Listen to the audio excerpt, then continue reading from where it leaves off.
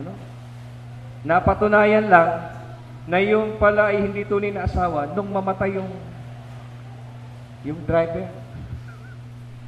Ano? Hindi pala yun yung tunay at legal na asawa. Di ba? Mga kapatid, ang sabi pa rin doon, yung pangatlo, yung pag-ibig. Kaya pumapasok yung dalawang tao na sila'y pag-isahin dahil sa tinatawag nating pag-ibig. At yan daw pong pag-ibig ang isa sa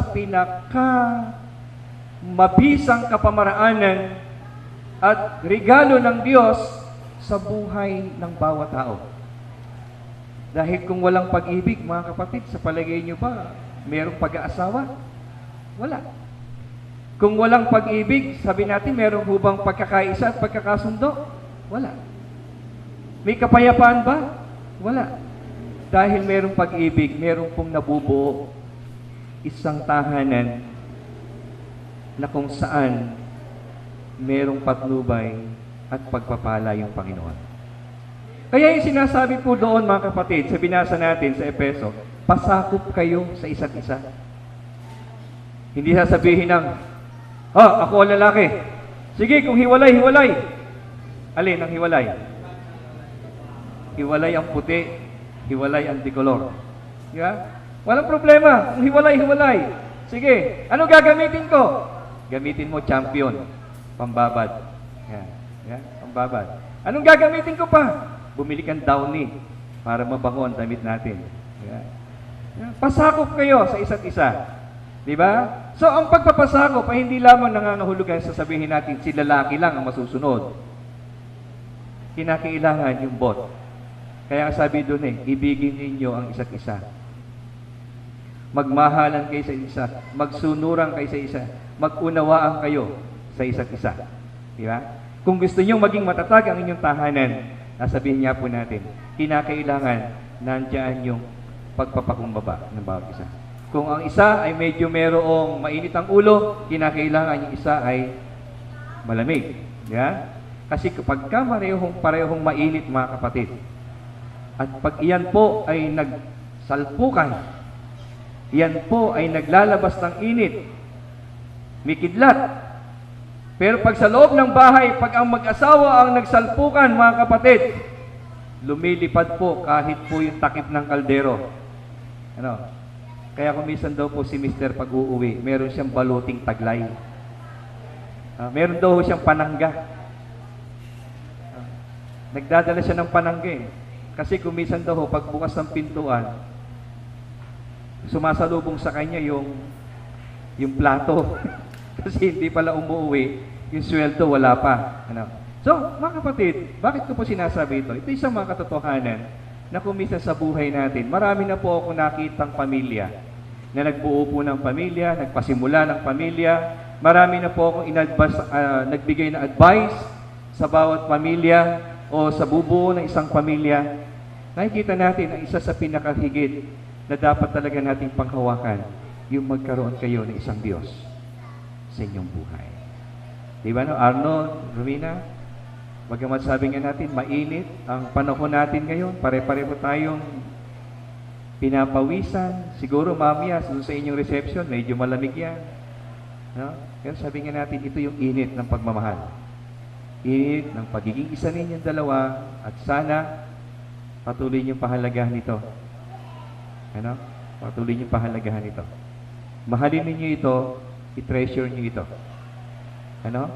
Andyan yung ngayon, mamaya, sabi ko nga, andyan yung inyong mga magulang, andyan ang inyong mga ninong at ninang, nagagandahang mga ninang, nagugupuhang mga ninong, ano, yung mga tatay ninyo pala, yung mga gwapo pa, si Kuya Sani, di ba?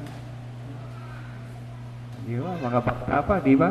So, sabi ko nga, nagulat ako dito, sabi ko, Pastor Joel, kaya pagka kinasal tayong muli, ganito kaya yung ayos, ano?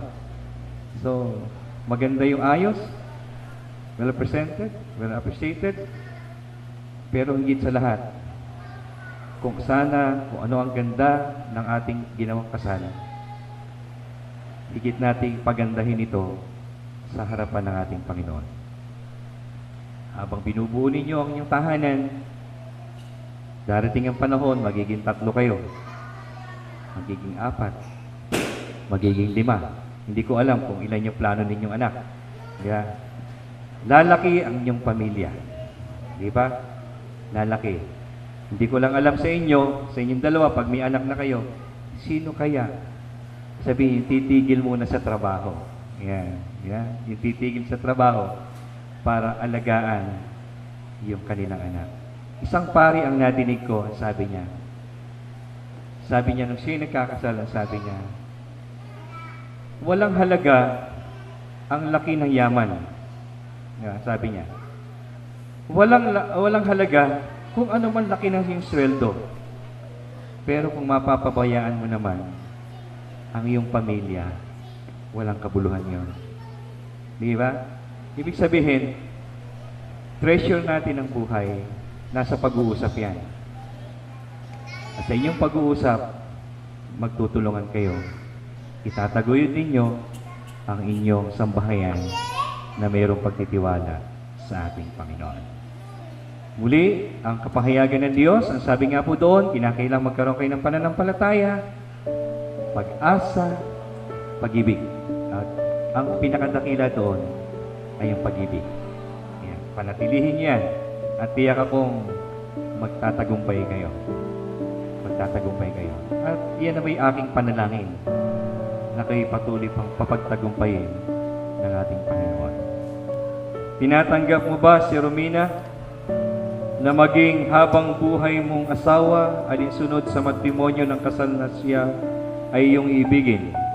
Aaliwin at aalagaan kung may sakit man o wala, magiging tapat sa kanya, maging sa kaginhawahan man o kahirapan, at hindi na makikialam sa ibang babae habang kayong dalawa ay nabubuhay?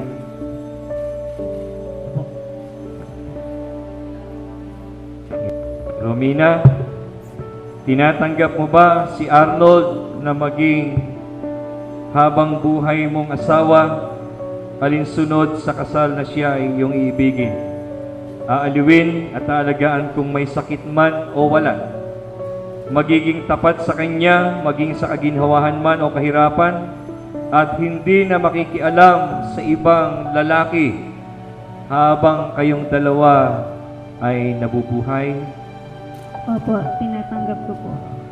Palakpan po natin ang Panginoon sa kanilang pagtanggap sa isa't isa. Ang mga singsing na ito ay sagisag ng inyong pag-ibig. Sa inyong pag-ibig sa isa't isa. Ang bilog na ito ay walang katapusan na sumasagisag sa kawalang hangganan ng pag-ibig. Ngayon, inyong tatatakan ang inyong pangako sa pamamagitan ng pagsusuot ng singsing na ito. Sa aking pangako at aking laging pagtitiwala at walang kupas na pag-ibig, sa pamamagitan ng singsing na ito, ako'y nakikipag-isang dibdib sa iyo, Romina, sa pangalan ng Ama, Anak, at ng Banal na Espiritu Santo. Amen. Sa aking pangako na laging pagtitiwala at walang kupas na pag-ibig, sa pamamagitan ng singsing na ito, ako ay nakikipag-isang dibdib sa iyo, Arnold, sa pangalan ng Ama, at ng Anak, at ng Banal na Espiritu. Amen. Romina, I love you.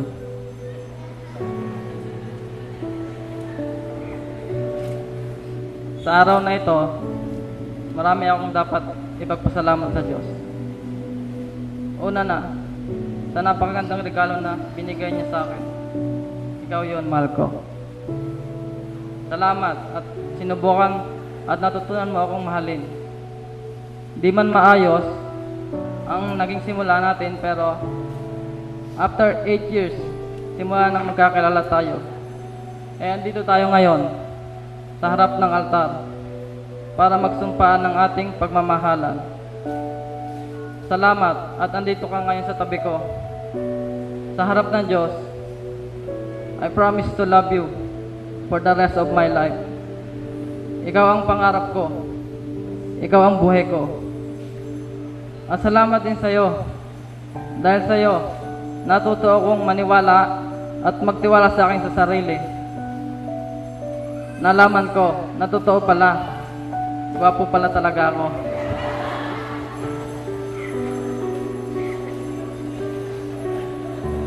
Napakarami niyo nagsasabi. Dati, si nanay lang. Ngayon, ikaw, dalawa na kayo. Yun lang. I love you. Mahal, I love you too. We've been together for almost 8 years now. At masasabi kong, it has been a wonderful journey for me having you beside me.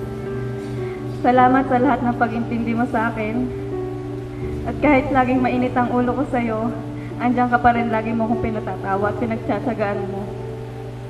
Thank you, mahal, sa unconditional love. I promise to love you with all my heart. Pangako, habang buhay ako ang makakaramay mo sa lahat. Salamat, mahal, dahil ngayon pa lang, nakikita ko nang magkakaroon tayo ng masayang pamilya. I love you so much, mahal.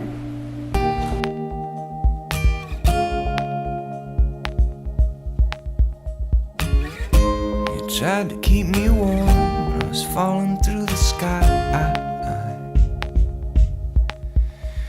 You whispered to me, baby, hold on tight. And I was starting wars, saying my goodbyes. Still you never took your hand from mine. And all the stars above our heads, faster they came, faster they went. All the stars above our heads, spin you round through the roar of this crowd tonight, tonight. I'll dance you round through the bones of this town until daylight comes. Hope, hope will put the colors in the sky. Hope, hope will set this world of wrong to right, to right. Love comes tumbling down.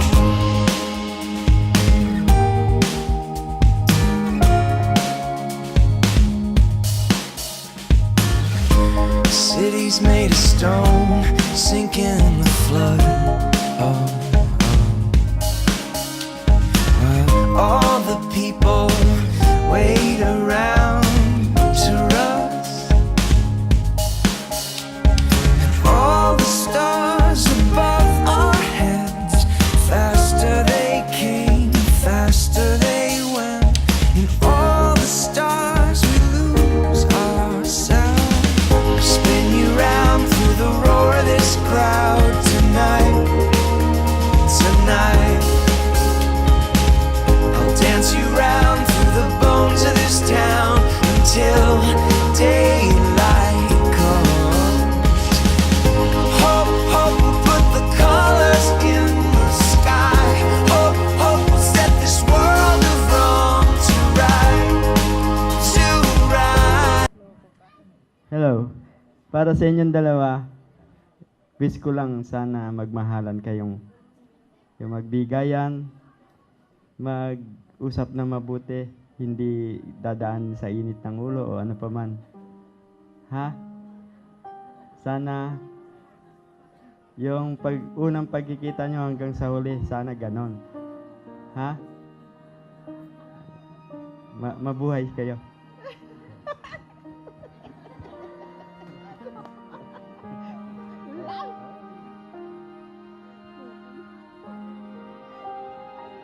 Walang iiyak.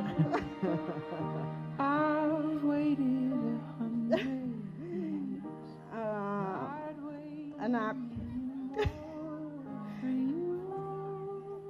alam ko na marami kang pinagdaanan na bago nangyari tong kasalan na to. Siguro dahil na rin sa malaking pagmamahal sa'yo ng tatay mo. Sa lahat ng mga anak niya, sa'yo ang pinakamalaking hirap niya. Alam mo naman yan. Kaya, pasensya ka na kung medyo naghigpit kami sa'yo. Pero, I'm proud of you. Kahit ng tatay mo, alam ko, proud na proud sa'yo. Mahal na mahal ka namin, anak. Magandang gabi po sa inyo lahat. Unang-una, bago ko unahin yung dalawa, uunahin ko muna yung mga bisita. Nagpapasalamat ho ako sa inyo lahat at nakadalo kayo sa kasalan ng dalawang ito. Pinaka-special day ng dalawa. Ngayon, ang focus ko naman sa inyong dalawa. Nadinig ko sa nanay mo, lahat daw ay ginawa ng papa mo. Pero halatang halata naman sa inyong dalawa, pareho kayo nakangiti. At saka sa mga sinabi nyo kanina sa simbahan, ang daming nakakarinig. Please lang, susundin nyo yon. Walang magiging masama pagka lahat ng sinabi nyo kanina ay matutupad at gagawin nyo. So wala na akong iba pang masasabi maliban lang sa magmamahalan kayo. Huwag mag-aagawan sa ulo ng tuyo. Alam nyo na ang ibig kong sabihin. So please, para maging maligaya tayong lahat, ay gaya ng mama mo at saka ako, ang pagsasama ay hindi na puputol for 35 years na. Walang masama. So sana higitan nyo pa para mas maganda. Kay Arnold at kay Nina, tuwang-tuwa ako sa araw na ito na nairaos ng maayos ang inyong matagal nang hinahangad na kasalan. Proud na proud ako sa inyo. At matibay ang inyong pag-ibig. Sabi nga nila, basta pag-ibig ang inyong laging iaano sa inyong katawan. Huwag niyong iaalis sa inyong katawan para maganda ang pagsasama. Ayun na lang at sana'y maging maligaya kayo hanggang sa wakas. Salamat.